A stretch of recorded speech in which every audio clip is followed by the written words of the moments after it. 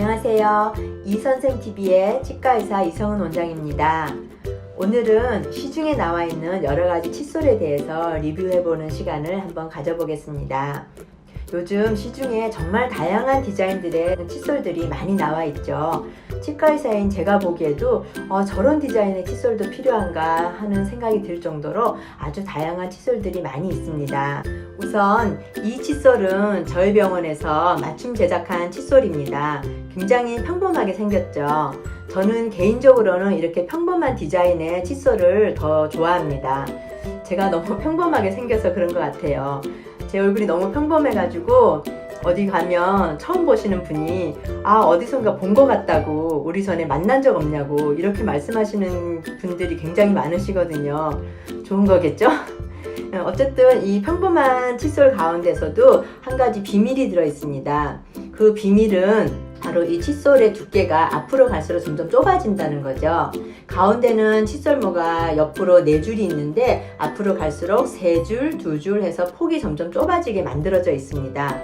이렇게 돼 있는 이유는 우리 어금니 쪽으로 갈수록 어금니와 볼 사이의 공간이 아주 좁기 때문에 폭이 이렇게 좁지 않으면 칫솔이 끝까지 들어갈 수가 없거든요. 그래서 칫솔을 앞으로 갈수록 이렇게 타원형으로 좁게 만드는 겁니다.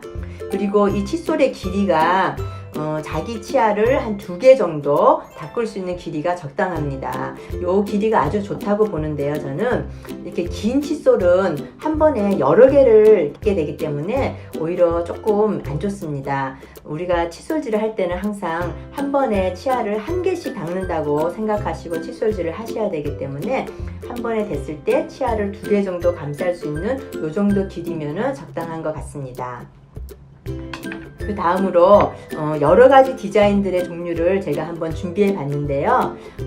각각 제조회사를 다르게 하려고 하니까 약간 공정성에 문제가 있을 수도 있을 것 같아서 그냥 같은 한 회사의 제품으로 다 준비를 해봤습니다.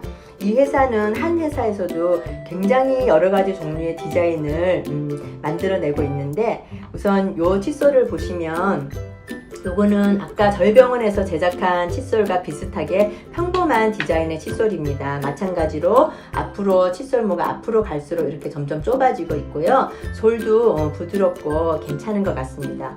그런데 이 회사의 특징이 이 칫솔모가 굉장히 길어요. 근데 이렇게 길면은 한 번에 막 서너 개씩 여러 개 닦이기 때문에 그렇게 좋지 않습니다. 아마 이것은 다국적 기업이다 보니까 서양인들, 입이 크고 구강이 넓은 서양인들을 대상으로 칫솔을 만들다 보니까 이렇게 칫솔모가 길게 나오는 것 같은데, 제 개인적인 생각은 이렇게 좀 짧은 것이 입이 작은 우리나라 분들이 쓰시기에는 더 좋은 것 같습니다. 그래서 이 칫솔은 그냥 평범하게 쓰시기에는 괜찮은 것 같아요. 그 다음으로 이 칫솔을 보시면 칫솔모가 굉장히 여러 방향으로 이렇게 특이하게 생겨 있습니다. 근데 요즘 이렇게 특이한 칫솔모를 만드는 게 유행인 것 같아요. 이런 칫솔이 굉장히 많은데 제가 이걸 써봤거든요. 근데 이 칫솔이 우리가 아래 앞니의 요 안쪽을 닦을 때는 칫솔을 이렇게 세로로 세워서 닦아야 됩니다. 여기가 좁기 때문에 칫솔을 가로로 하면은 이 치아가 깨끗이 잘 안 닦이거든요. 그래서 칫솔을 이렇게 세로로 세워서 닦으셔야 되는데, 특히 이 아래 앞니 안쪽에 혀 앞에는 침샘이 있기 때문에 여기서 침이 많이 나서 치석이 제일 많이 생기는 부위거든요. 그래서 여기를 아주 깨끗하게 잘 닦아주셔야 됩니다. 그런데 이 칫솔 같은 경우는 요 끝부분이 엄폭하게 파여 있어서 아래 앞니 안쪽에 대고 닦으려면은 거기가 닦이지가 않더라고요. 그래서 그런 단점이 조금 있는 것 같습니다. 그 다음번에 이 칫솔을 보시면 이거는 가운데가 특이하게 고무 같은 재질로 만들어져 있어요. 그리고 양옆이 칫솔모가 좀 길고 가운데가 좀 짧아요. 그래서 이걸로 닦아 보니까 이 위에 앞니의 앞면을 닦을 때는 이거 딱 대니까 옆면이 더 길어가지고 가운데가 짧아서 치아면이 다 안 닦이는 거예요. 그래서 왜 이런 디자인을 만들었을까 약간 좀 의아한 생각이 들었습니다. 그 다음번으로 보시면 이렇게 생긴 칫솔인데, 이거는 앞에가 솔이 이렇게 무성하게 있고 약간 틈이 있고 그 다음에 칫솔이 있죠. 요거는 제가 닦아 보니까 제일 뒤쪽 어금니, 제일 뒤쪽 어금니 뒷면을 닦을 때 좋습니다. 제일 뒤쪽 어금니 뒷면이 사실 닦기가 힘들거든요. 그래서 보통 분들 뒷면을 잘 안 닦으시는데 요 앞에 털이 무성하게 있는 이 부분을 이용하면은 어금니 뒤쪽까지도 닦을 수가 있어요. 근데 실제로 요런 점을 이용해서 만들어 나온 칫솔이 따로 있습니다. 엔드 터프트라 그래가지고 요렇게 생긴 모양의 칫솔이 있거든요.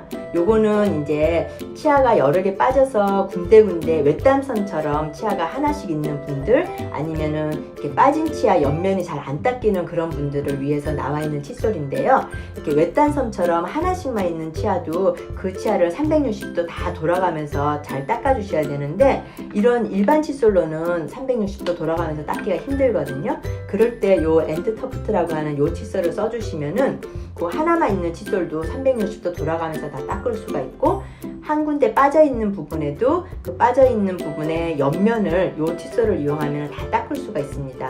그래서 실제로 이렇게 엔드 터프트라 그래서 이렇게 나와 있는 칫솔이 있는데, 이거는 제가 평범한 칫솔을 가위로 자른 거예요. 그래서 여러분들도 이 뒷면을 가위나 이렇게 잘 드는 어떤 도구를 이용해서 잘라내면 이렇게 엔드 터프트를 만들어서 쓰실 수가 있습니다. 아주 유용합니다. 그 다음으로 요런 칫솔도 있더라고요. 요거는 같은 회사 제품인데 이런 칫솔에 비해서 길이가 이렇게 짧게 돼 있어요. 그래서 치아가 한 번에 2개 정도만 덮일 수 있게 길이가 짧은 것은 좋은데, 제가 써보니까 이 칫솔모의 높이가 너무 높은 거예요, 이게. 그래서 어금니를 닦을 때 입을 엄청 크게 벌려야지 이게 다 들어가셔서 입을 크게 벌려야 되니까 턱도 아프고 좀 힘들더라고요. 그 다음으로는 이 칫솔은 아주 솔이 굉장히 부드러운 미세모입니다. 이거는 저희 병원에서 취급하고 있는 다른 회사 제품인데요. 솔이 굉장히 부드러워서 임플란트나 사랑니 뺀 후에 수술 후에 쓰시면 굉장히 좋습니다. 사랑니를 뺐거나 임플란트 수술을 하시고 나서 이런 보통 칫솔을 쓰시게 되면 솔이 좀 강해서 수술 부위가 건드려지면 피가 난다든지 잇몸이 아플 수 있는데, 이렇게 굉장히 부드러운 초미세모를 쓰시면은 수술 부위가 혹시 건드려져도 피도 별로 안 나고 별로 아프지 않기 때문에 수술하신 후에 사용하시면 굉장히 좋습니다. 다음으로 제가 꼭 권해드리고 싶은 게 바로 혀를 닦는 이 혀 클리너입니다. 혀는 아주 작은 윤기들이 있어서 혀를 닦아주지 않으면 그 사이에 음식물 잔사가 끼거나 또 박테리아가 생겨서 부패가스가 나와서 구취를 일으키는 경우가 굉장히 많습니다. 그래서 이를 닦은 다음에는 반드시 혀를 꼭 닦아주셔야 되거든요. 이 혀 클리너를 시중에 가면 굉장히 손쉽게 구하실 수가 있고요. 가격도 2,000원인가 밖에 안 하더라고요. 그래서 이 혀 클리너를 사용하셔야 되는데, 이게 제가 써보니까 이 혀를 닦는 부분이 생각보다 굉장히 날카로워요. 그래서 너무 세게 문지르시면 혀의 껍질이 벗겨져서 피가 나거나 상처가 날 수도 있으니까 부드럽게 살살 닦아주시고, 혀의 안쪽에서부터 바깥쪽으로 한 2-3번 정도 이렇게 밀으면서 닦아주시면 됩니다. 근데 꼭 혀 클리너가 없어도 그냥 일반 칫솔로 이를 다 닦으신 다음에 칫솔을 이용해서 혀를 안쪽에서부터 바깥쪽으로 이렇게 2-3번 정도 닦아주셔도 충분히 효과가 있으니까 혀를 닦는 것을 꼭 잊지 마시고 해보시면 구취 예방에 많은 도움이 되십니다. 오늘은 여러가지 칫솔에 대해서 리뷰를 해드렸는데요. 도움이 되셨는지 모르겠네요. 이 정보가 마음에 드셨다면 좋아요 버튼, 구독 버튼 많이 눌러주세요. 감사합니다.